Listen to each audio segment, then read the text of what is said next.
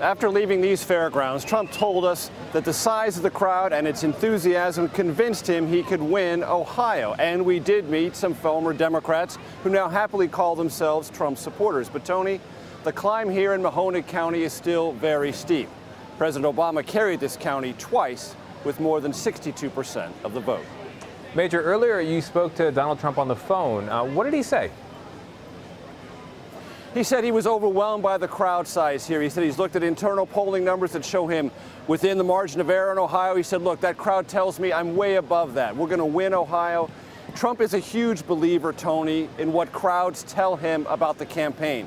He does pay attention to polls, but he derives much of his insight, wisdom, gut instinct, if you will, about the trajectory of his campaign, looking at the size of his crowds. And look, this is a Democratic stronghold. I talked to a lot of Democrats here who said, look, Joe Biden, the sitting vice president, was here Thursday, didn't attract nearly as many people. Now, of course, that's a Thursday, a work day, up against a Labor Day, a holiday. But still, they said Trump blew the doors off the crowd size here, larger crowds than any Republican has ever drawn at this event, the Canfield Fair, in living memory. Trump feels that, and he told me that that tells him things are on the right track. Yeah, and of course, crowd size does not always translate into a high ranking in the polls. Even national polls don't necessarily translate to a victory in November. You've got to win in key battleground states to take the electoral college votes necessary. Here at CBS, we've been tracking 13 battleground states, and they suggest that this race may still be up for grabs. So as we hit the final 2 months here, what do you expect Trump to do in terms of focusing his time? What states is he going to drive through?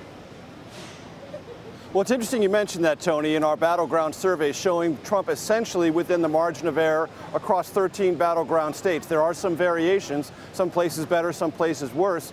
But the Trump campaign says, wait a minute, 3 weeks ago we were out of the conversation. 3 weeks ago, this race, if it had stayed on that trajectory, was effectively over and we were nowhere. What they believe is Hillary Clinton's problems, the negative publicity that's dogged her campaign, and the more message-disciplined Trump that's appeared on the campaign trail for the last 3 weeks has narrowed the gap, made this a competitive race again, exactly at the time the Trump campaign hoped it would be, by Labor Day. And look, the battleground states are as familiar to people who watch presidential campaigns as the days of the week. Ohio, Pennsylvania, Florida, North Carolina, Virginia, Nevada, Arizona, to a certain extent, Iowa, for sure. And then the Trump campaign will see if it's possible to broaden that map in any way, shape, or form. What we do know, Tony, is the Clinton campaign is already doing that, spending real money in the state of Arizona, a state that a Democrat hasn't won since Bill Clinton did in 1996. And before that, you have to go back to 1948.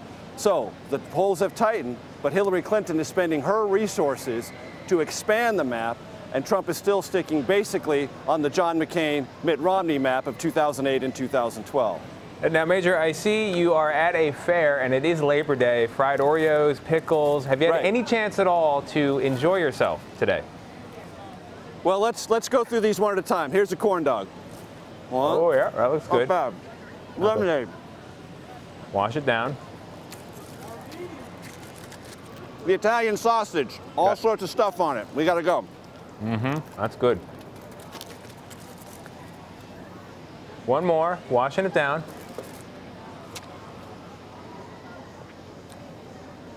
Fried Oreo. Very good. Tony, I'm going to send it back to you. All right, Major Garrett at the fair blissfully in Canfield, Ohio. Major, enjoy yourself. Thank you very much.